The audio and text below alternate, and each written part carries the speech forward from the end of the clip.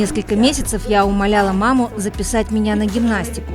На всех соревнованиях, где я видела Алину, я прекращала тренировки и начинала наблюдать за ней. И тогда она впервые поцеловала меня и сказала «молодец», а я и не знала, что это значит. Откуда были силы вернуться? От моей упрямости. Это довольно сложный вопрос. Недоброжелатели. В нашем виде спорта нет ни метра, ни хронометра, и нельзя сказать «вот таковы результаты». Я отдохнула 2-3 месяца, но стала сильно скучать по гимнастике. На самом деле, тот факт, что я уехала неудовлетворенной своим последним соревнованием, так давил на мою психику, что спустя 5 лет я решила вернуться, чтобы исправить это.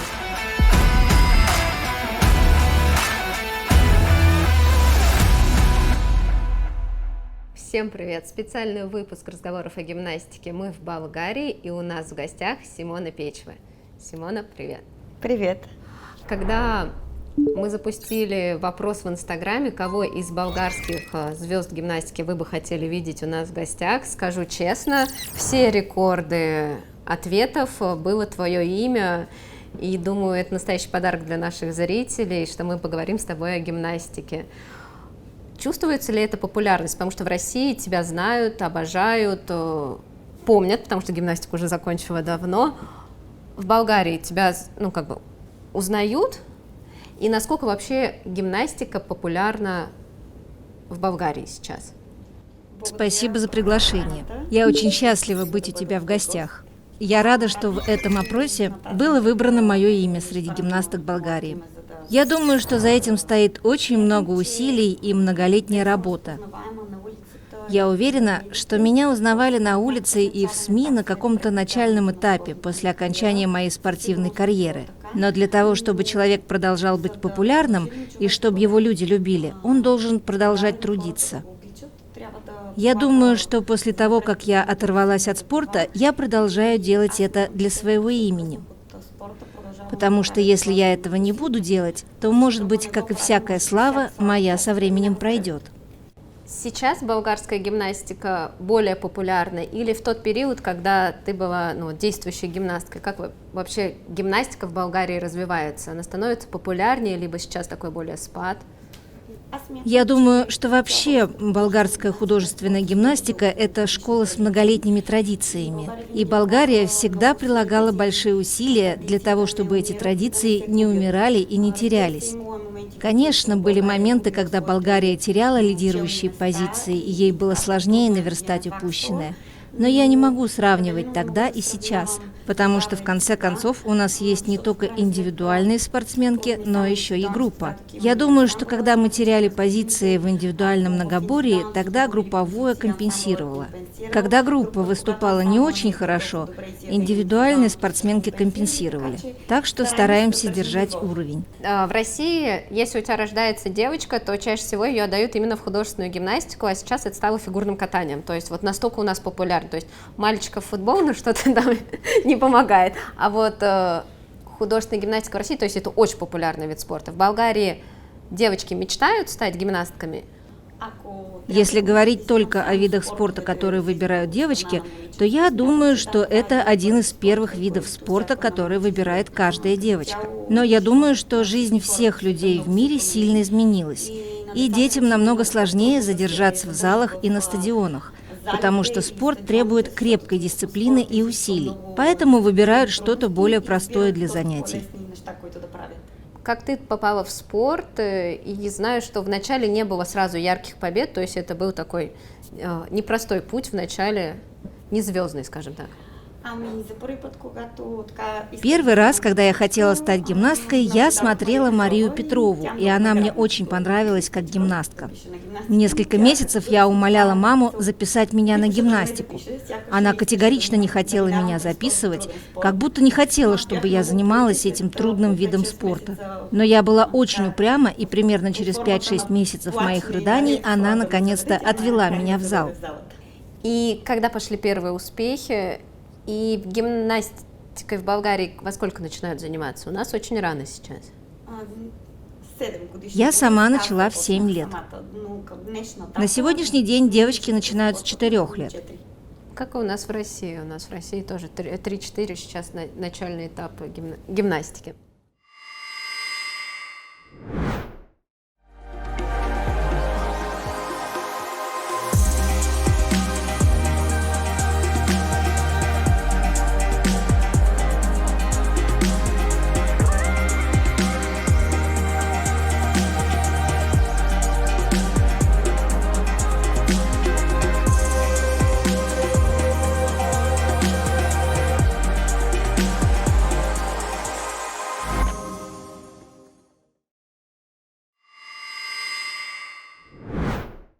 Мало, к сожалению, у нас источников, откуда брать информацию, и вначале не было побед, и далее уже приглашают в сборную, когда ты становишься юниоркой, уже достаточно взрослой девочкой. Да. Не могу сказать, что когда я была в детско-юношеском возрасте, меня не замечали, но я не выделялась и часто не побеждала. Наиболее ярко я себя проявила в 13 лет. Это достаточно поздно. И подскажи, пожалуйста, как в Болгарии устроена эта система? У нас в России там в основном девочки растятся, и потом все-таки все собираются, чаще всего в Москве, есть, конечно, сильные школы в других регионах, но потом в сборной тренируются все вместе в Новогорске. Как в Болгарии это устроено? Да, в Болгарии концепция отбора в сборную примерно такая же. Когда собирали девушек и проводили отбор в женскую сборную, выбирали девушек повыше и с более длинными ногами, если можно так сказать. После отбора этих девушек, моих ровесниц, только я осталась в индивидуальном многоборье, остальных взяли в группу. Таким образом, не осталось девушек, которые представляли бы Болгарию в индивидуальном многоборье. Мне пришлось одной участвовать в нескольких серьезных турнирах. Только после того, как я их выиграла, меня приняли в сборную. Есть такое понятие «болгарская школа гимнастики». Что для тебя это понятие? Это такой даже бренд уже. Это болгарская гимнастка, то есть это болгарский стиль. Какой он? Ты такой ярый представитель этой школы. Я много слышала о работе госпожи Робевой и о ее методах обучения, но у меня была возможность совсем немного тренироваться под ее руководством. Когда меня взяли в сборную, я не была в числе лидеров, но все же была в сборной Болгарии. И у меня была возможность несколько месяцев, пока она еще была старшим тренером, слушать, как она проводит тренировки, но непосредственно со мной она не работала. После Олимпиады в Сиднее в 2000 году гимнастки постарше закончили карьеру. И когда проходил новый отбор в сборную, я выиграла контрольную тренировку, заняла первое место и зарекомендовала себя как лидер в Болгарии. Затем уже госпожа Робева не была старшим тренером. Я всегда тренировалась с одним и тем же тренером с первого дня в зале до последнего выхода на Олимпийских играх 2008 года в Пекине. Мой тренер Мариета Дукова была очень любознательна и интересовалась работой именитых тренеров не только болгарской художественной гимнастики, но и во всем мире. Когда мы стали ездить по всему миру, она всегда оставалась смотреть тренировки российских и украинских спортсменок. Это то, что она позаимствовала у госпожи Робевой. Она очень сблизилась с госпожой Винер, так как они обе еврейского происхождения.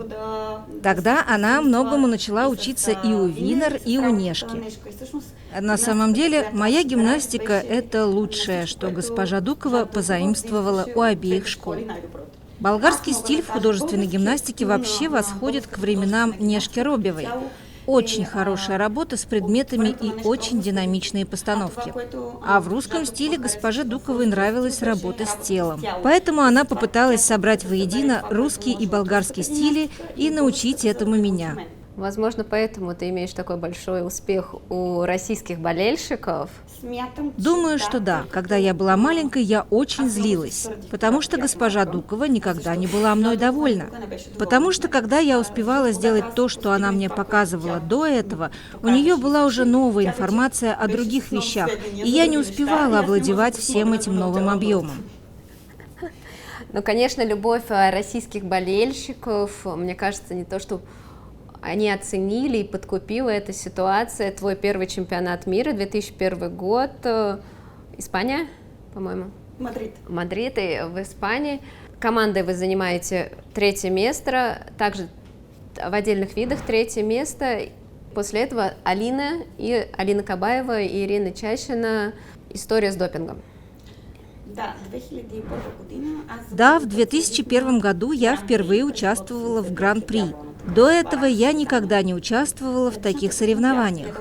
За год до этого я смотрела Алину Кабаеву на Олимпиаде в Сиднее, и, конечно, она мне очень нравилась. Весь 2001 год на всех соревнованиях, где я видела Алину, я прекращала тренировки и начинала наблюдать за ней, потому что не могла представить себе, что буду с ней соревноваться. Когда я познакомилась с ней и с госпожой Винер, госпожа Винер считала, что у нас с Кабаевой много общего в гимнастике. Мы обе были гибкими, быстрыми, динамичными и очень лучезарными на ковре. Много людей начали сравнивать нас и по результатам соревнований, и просто от слова к слову. Когда был чемпионат мира 2001 года в Мадриде, мне и в голову не приходило, что я могу опередить Алину или Ирину. После того, как эта история произошла с ними, в конце концов, факты есть факты, я почувствовала, что эти медали принадлежат им, и решила вернуть им обеим по одной золотой медали. Для наших зрителей разъясню, Алина с Ирой завоевали первое и второе место, а Симона третье, и после допингового скандала их лишили медалей этого чемпионата мира. И как тебя вызывали фиши, тебе заново вручали золотые медали? Ты бронзовые отдавай, тебе дали золото? Да, я отдала бронзовые, они мне отдали золотые. Официальной церемонии награждения не было. Передали их через FIG. Мария Гигова привезла мне золотые медали в Болгарию. Когда Мария Гигова привезла мне все золотые медали, так как у меня было золото во всех видах, я попросила, чтобы 2 из них она вернула в федерацию и передала их Алине и Ирине. И в другом интервью, когда мы готовились, ты сказала эту фразу, что борьба шла на ковре, и на ковре они меня победили. Да, это так. Было много соревнований, на которых я заслуженно занимала более высокую ступень, чем Алина. Она была на 2-м или на 3-м месте. Это решалось на соревновательном ковре, и это другое дело. В данном случае я не восприняла это так. Это, конечно, подкупает, эта история о настоящем спортивном достоинстве, на который хочется, чтобы и гимнастки равнялись, которые смотрят. И, конечно, сердца русских болельщиков отданы тебе, это точно.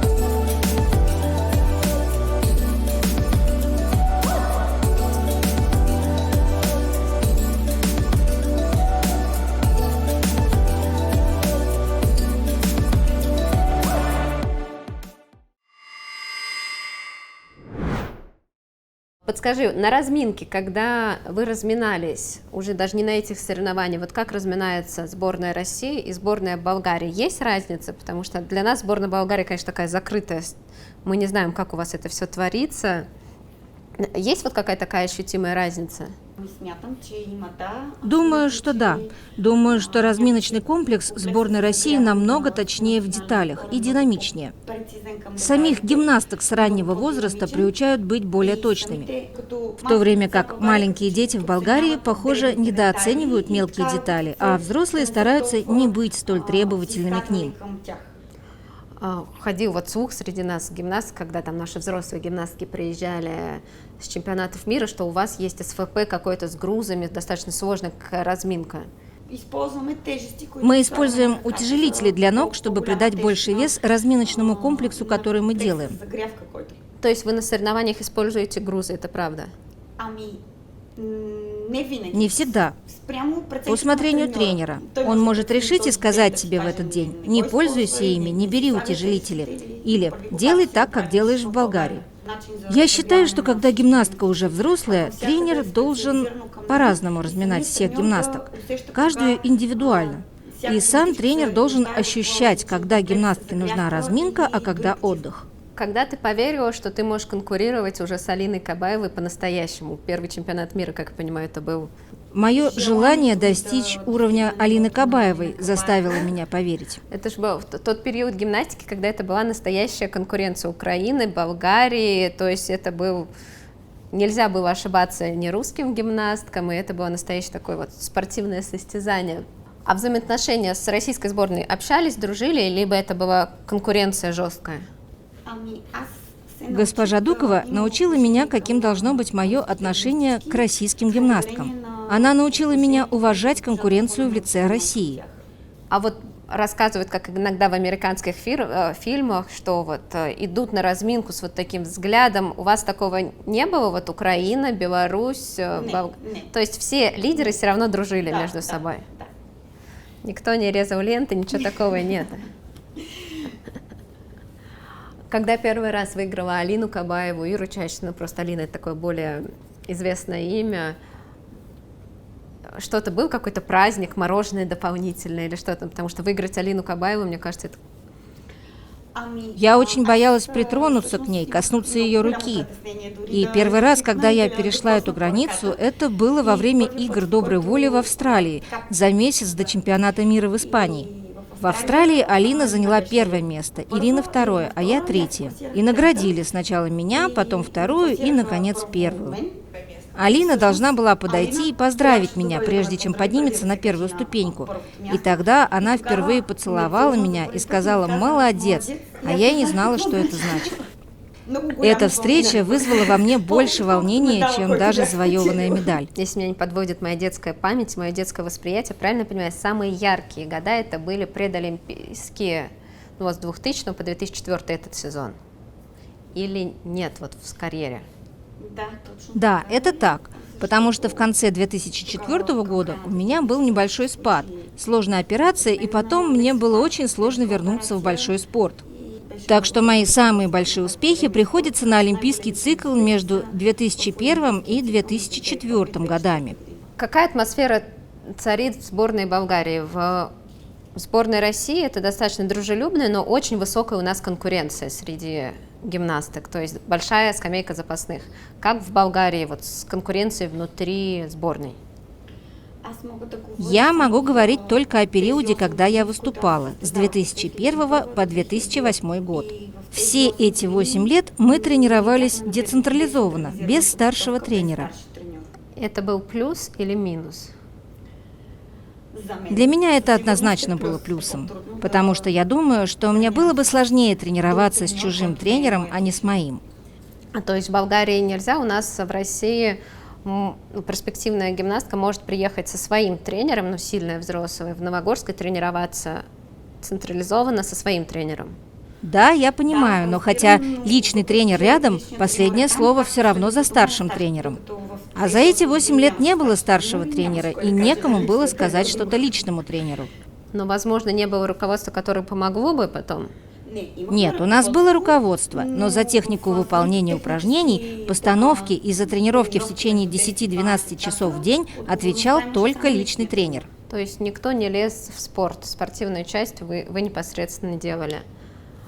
И 2004 год, Олимпийские игры в Афинах, 6-е место Алина, Ира, Анна Бессонова, Алия Юсупова, Наталья Годунко, Симона Пейчева, то есть это прям в сливке мировой художественной гимнастики. Была надежда на пьедестал забраться или просто надо было в финал попадать и хорошо выступать? Цель? Да, может, это был просто способ показать, что после года вне спорта, потому что я перенесла очень тяжелую операцию на ноге, целый год не выступала на соревнованиях, мне было важно выйти и показать, что я на том же уровне, что и год назад. Можно насчет травмы поподробнее, потому что для нас мы очень мало о ней знаем. Причина наследственность, либо перетренированность. Мне просто интересно, как вот в сборной Болгарии есть, если у тебя травма, ставят на твое место какую-то другую гимнастку, либо федерация помогает тебя восстанавливать? Эта тема слегка деликатна. Тогда, в 2002, 2003 и 2004 годах, у нас были некие внутренние разногласия между именем Симона Пейчева и Федерацией, и мы не смотрели в одну сторону. Однако я не отказалась, и год и 2 месяца я выступала со сломанной ногой, пока, наконец, уже не смогла больше выступать, поэтому мне сделали операцию. За то время, пока я восстанавливалась после операции, они попытались продвинуть более молодых гимнасток, чтобы они заняли мое место на соревнованиях. Но у них ничего не вышло. То есть внутри сборной, даже не внутри федерации, внутри сборной достаточно жестко травмировался, на твое место быстренько приходят и такой поддержки. Вполне нормально, чтобы пришла другая гимнастка, если гимнастка из основной команды не может выступать. Это нормально. Но не было той поддержки, которая показала бы мне, что меня ждут, чтобы я выздоровела и вернулась. Скорее наоборот, мне слегка намекнули, что никто не гарантирует мне место после моего возвращения. Откуда были силы вернуться? От моей упрямости. Но 6-е место Олимпийских игр, это очень крутой результат, это очень близко к пьедесталу, и впереди все страны, которые там, на чемпионаты мира, все очень плотненько. Сама довольна была результатом? Не спрашиваем федерацию. Я знала, что мне не дадут медаль, потому что наш вид спорта очень субъективен, и медали надо заранее завоевать. Но я надеялась хотя бы попасть в число финалистов. Так что да, я довольна. И остаешься в следующий сезон, 4 года, и, сказала, несправедливый вид спорта. Мировая художественная гимнастика и болгарская художественная гимнастика. Где больше справедливости? Это довольно сложный вопрос. В нашем виде спорта нет ни метра, ни хронометра, и нельзя сказать, вот таковы результаты. Сейчас, например, половина ваших зрителей скажет, что на мне красивое платье, а другой половине платье не понравится. То же самое и в гимнастике. Но все-таки не ответили на мой вопрос. Я не могу. Конечно, есть 10-12 гимнасток, которые являются элитой и выделяются на фоне остальных 50. Но очень сложно среди этих 12 выбрать одну и сказать, что она молодец, лучшая, а остальные отстают от нее. Но ты была в элите художественной гимнастики? Это так. Алина тоже была, но не всегда. Для меня быть победителем – это чувство, когда ты выступила и знаешь, что хорошо справилась, и судьи в этот момент того же мнения. У меня было много моментов, когда я знала, что отлично сделала упражнение и заслуживаю медаль, но ее у меня отбирали. И было также много случаев, когда мне давали медаль, неважно, золотую, серебряную или бронзовую, но я сама не была довольна собой. А что важнее? Очень важно, чтобы человек ушел довольным, чтобы был счастливым в душе. Но очень тоскливо, когда твоя душа переполнена, а тебя недооценили. Ты была очень эмоциональной гимнасткой, яркой постановки. Как в Болгарии происходят постановки? Вот как вы ставили программу? Музыку, кто находит, кто приносит, как купальник, образ? Откуда это? Во всех вопросах, которые ты мне задаешь, всегда говоришь «Болгария». Я хочу открыть небольшую скобку, потому что я хочу говорить только от своего имени, потому что я знаю то, чему меня научила мой тренер, и я знаю вещи, которые сейчас изменились. Поэтому я хочу отвечать не от имени всей Болгарии, а от имени того, что пережила я. Первые несколько лет, когда я зарекомендовала себя в гимнастике, мой тренер сама делала мои упражнения, постановки, выбирала купальники. Она полностью полагалась на себя. Но она дошла до такого уровня, как тренер, что сказала себе: «Да, я знаю, как привести Симону в идеальную форму. Но я хочу, чтобы она была не только идеальной, но и многообразной, чтобы она не делала все время одно и то же». Тогда она начала обмениваться мнениями с другими тренерами, и когда мы делали новые упражнения, она обращалась к какому-то имени болгарской художественной гимнастики, чтобы они делали упражнения для меня, которые отражали их взгляд на выбранную музыку и на технику отдельного предмета, так как у каждого тренера свой взгляд на музыку и на то, какой элемент под какую музыку сделать. Мы с госпожой Дуковой сделали что-то обобщенное. Она полностью доверяла другому тренеру составлению упражнения для меня, что, поверьте, очень сложно, когда другому приходится работать над уже готовым упражнением. А потом это упражнение, которое сделал для меня другой тренер, она корректировала по своему усмотрению, и получалось что-то совместное.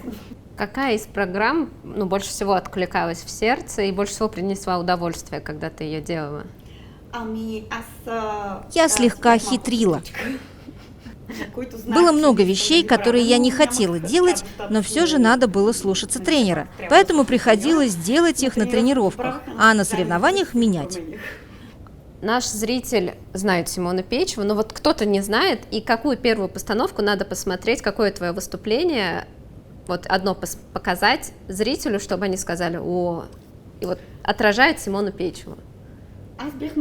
Я была очень динамичной спортсменкой, очень быстрой, очень техничной с предметами. И большинство моих постановок были именно в этом стиле. Поэтому на одном определенном этапе тренировочного процесса мы захотели сделать более лиричные, более медленные упражнения.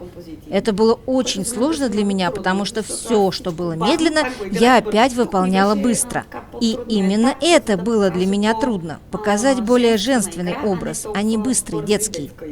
Какая одна постановка?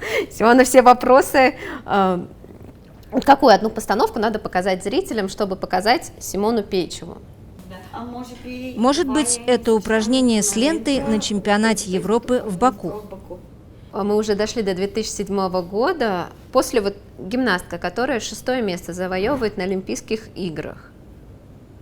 Потом остается в гимнастике. Что движет? Почему? Если тем более тебя не поддерживает федерация, и ты дальше дойдешь до следующих Олимпийских игр. После Олимпиады в Афинах я решила, что смогу выдержать еще год. Это именно тот год, когда я не выступала, и я хотела продержаться до 2005 года, до чемпионата мира в Баку. И я решила, что после этого уйду из художественной гимнастики. Несколько месяцев я не тренировалась, но я не знала, как правильно это сделать, просто сказала своему тренеру. Я не знала, что она не поставила в известность федерацию, потому что, возможно, будучи мудрее меня, решила, что я не закончу карьеру, в чем она оказалась права. Я отдохнула 2-3 месяца, но стала сильно скучать по гимнастике. На мой взгляд, эти 2-3 месяца заставили меня осознать, что сейчас не время заканчивать, и я продолжила выступать до Олимпиады в Пекине. Тогда произошла достаточно радикальная смена правил. Не столь радикально, были некоторые изменения. Начала происходить смена правил, но пока что не было оформленных изменений. Старшего тренера по-прежнему не было. Я именно про правила фижевские, то есть изменения. Это же как раз был сезон, когда было 16 элементов, то есть очень сложный физический. Да, были изменения в правилах, и они стали легче. Правила были проще. С 2004 по 2008 год, в период этого олимпийского цикла, правила были проще. Проще, чем... Да потому что в правилах с 2001 по 2004 год у нас было 30 обязательных элементов в упражнениях, а потом их стало 15 или 16, половину меньше. 8-й год, 2 олимпийские лицензии у Болгарии.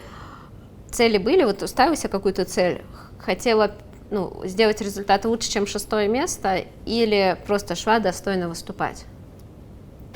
Я была уверена, что смогу выдержать еще один олимпийский цикл, потому что внутренне хотела этого.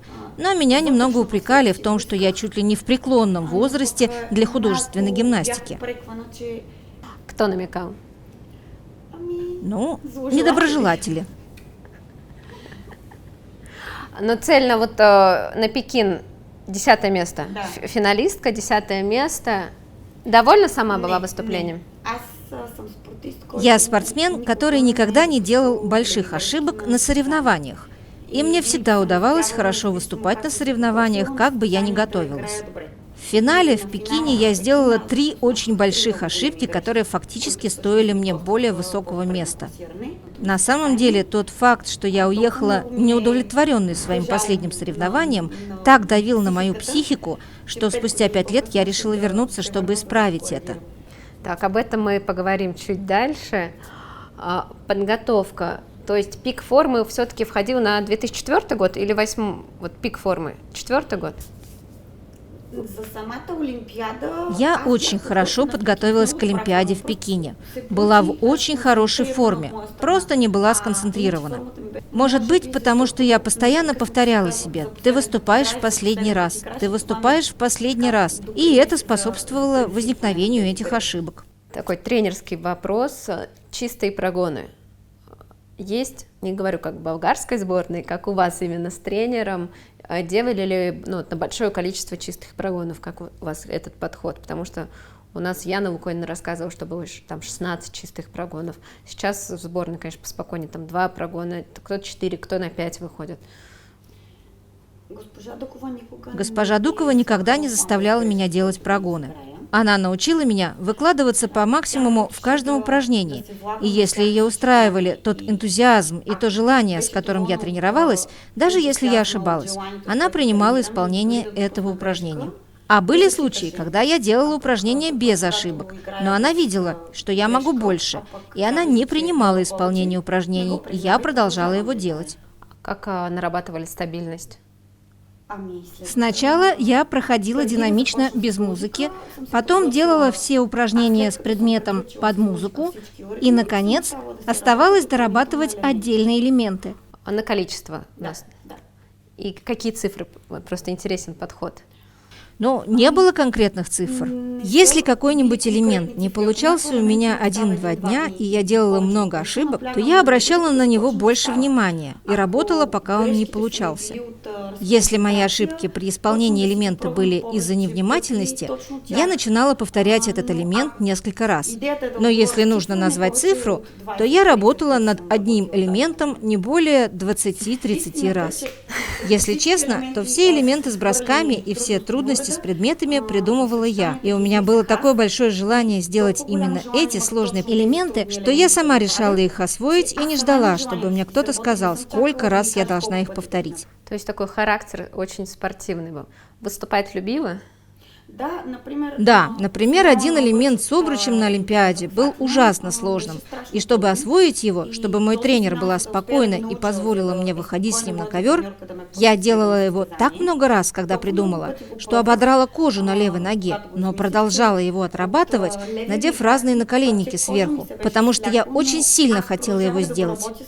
Мой тренер сказала прекратить его делать, но я хотела, чтобы мир увидел этот элемент, и поэтому я его освоила. Даже на Олимпийских играх. Да. Но это не самый, мне кажется, необычный факт в биографии. Возвращение в 2013 году. Вот для наших зрителей 8-й год, Олимпийские игры в Пекине завершаются. Симона не завершает год до конца, сразу после Олимпийских игр завершает карьеру, то есть это такое очень осознанное решение. Далее замужество. Сын. Что случилось в 2013 году? 5 лет проходит, все прекрасно, и Симона Пейчева решила вернуться в художественную гимнастику в роли гимнастки. Да, еще когда я соревновалась, я знала, что когда уйду из спорта, хочу заниматься журналистикой. В 2010 году, после рождения сына, я стала телеведущей. Я начала учиться испытывать те эмоции, которые я хочу почувствовать, когда веду передачу. Но мне чего-то не хватало. И на самом деле я поняла, что мне мешает то, что мне не удалось хорошо выступить в Пекине и уйти, как говорится, с гордо поднятой головой. Поэтому мне захотелось исправить эту ошибку. Так как в последние годы я также ездила по миру в качестве тренера, проводила мастер-классы и составляла упражнения, я была в Корее в конце 2012 года, примерно 1,5 месяца. И когда я так долго была там одна, я решила, что постараюсь не только быть тренером, но и тренироваться вместе с девочками. То есть не объяснять разминку и упражнения, а показывать их. И примерно через месяц в Корее я начала ощущать, что делаю все так же, как и раньше. Просто мне нужно было время, чтобы полностью посвятить себя тренировкам. И, конечно же, помощь тренера. И я решила провести над собой эксперимент. Если смогу выдержать этот, так сказать, сбор в Корее, потому что мы тренировались по 12 часов в день, тогда я приду и поговорю со своим тренером, чтобы сказать ей, что я не просто проснулась с этой мыслью в голове от скуки, а что я готовилась и что знаю свои возможности.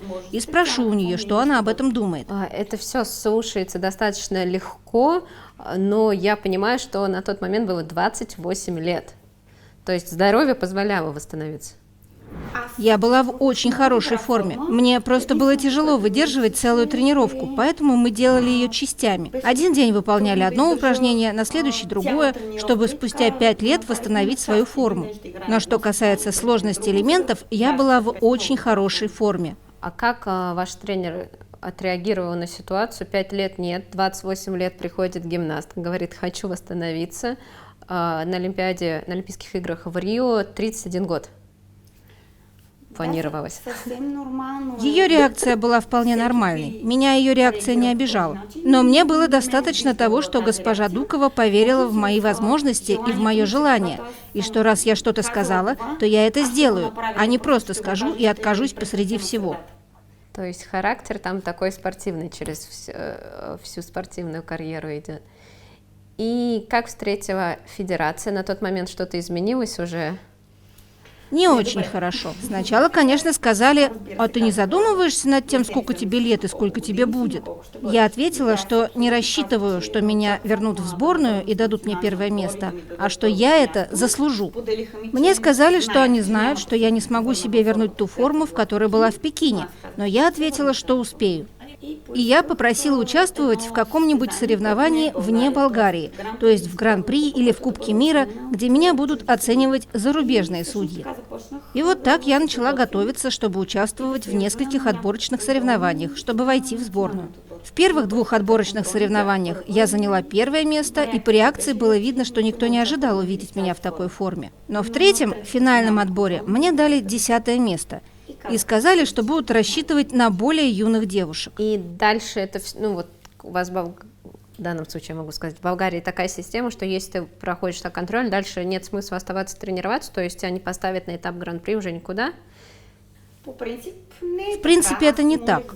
Я попросила, чтобы они мне дали шанс выступить за пределами Болгарии, но не разрешили.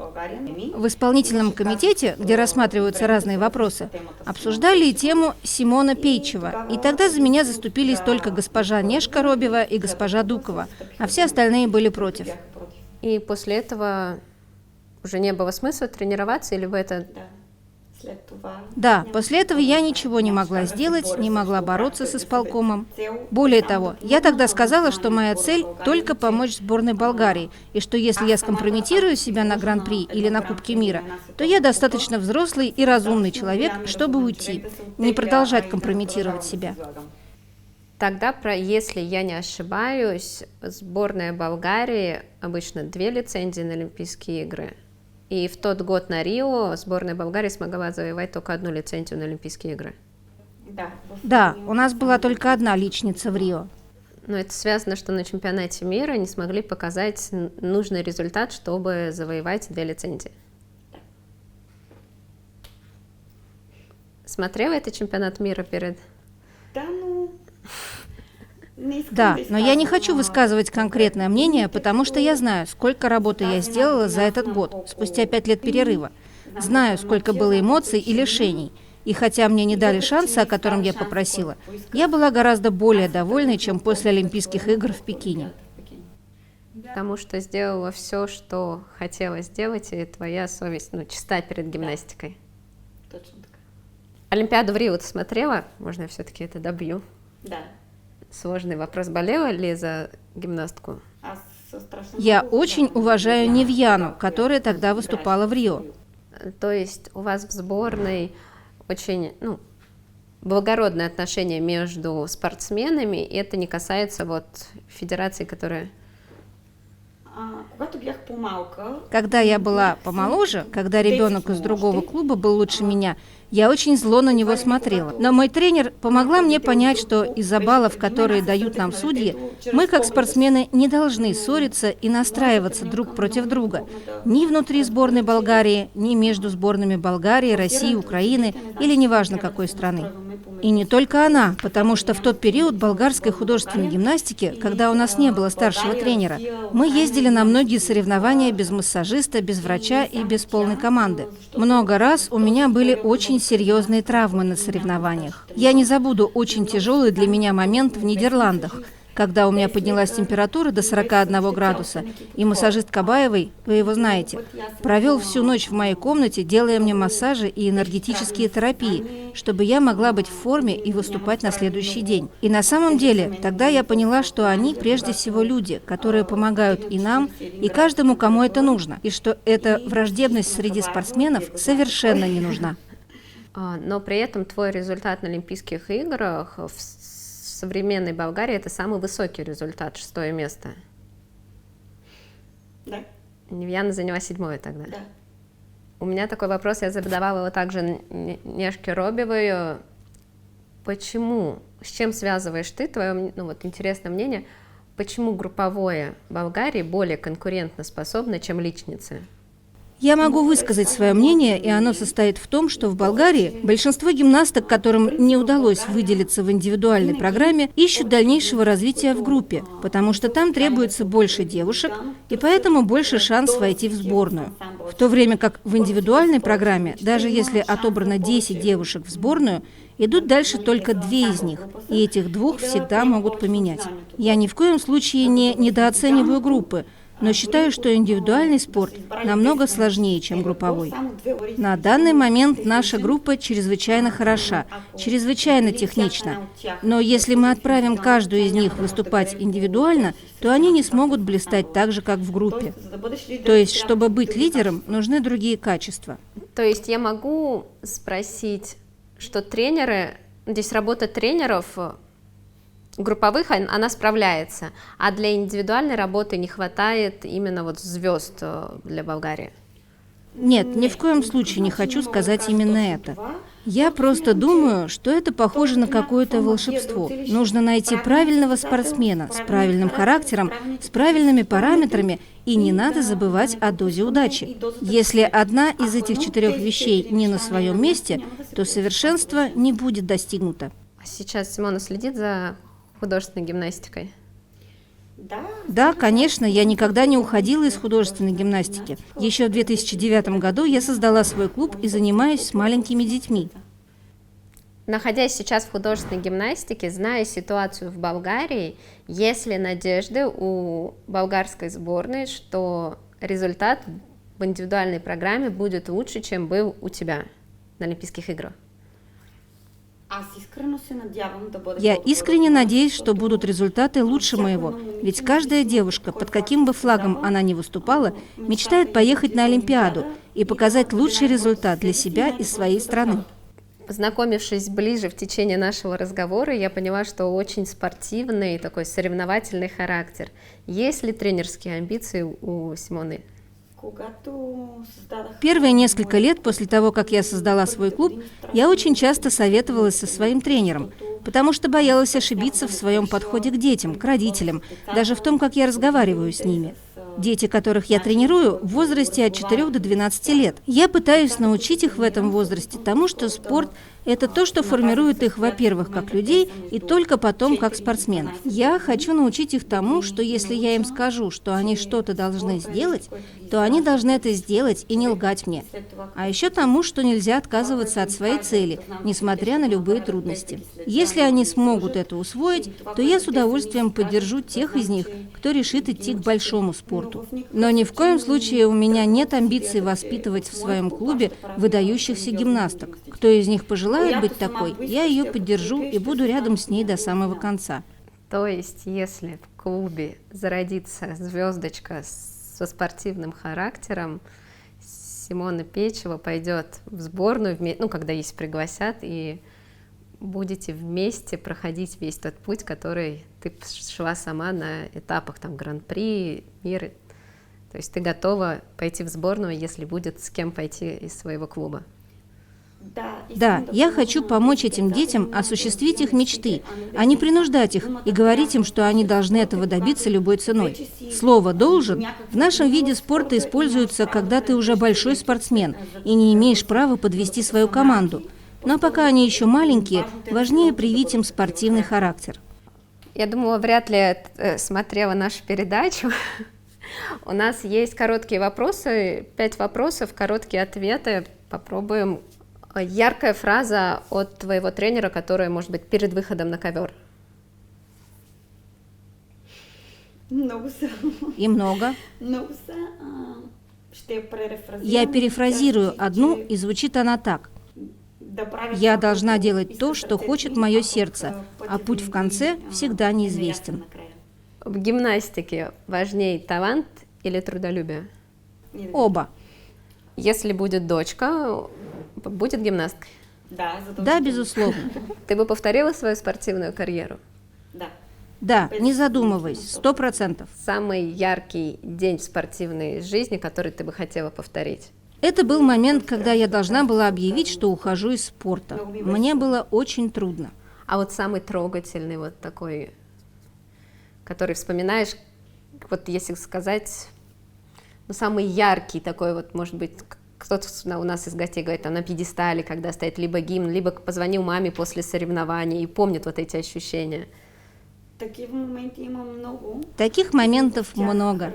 И тогда, конечно же, говоришь себе, что этот успех стоил всех слез, тренировок и боли. И если одним словом описать наше слово «гимнастика», это? Жизнь. Ой, я прям Она опять плачет, Паулина. Паулина всегда плачет. У меня нет дочери, я поплачу, да, у меня сын.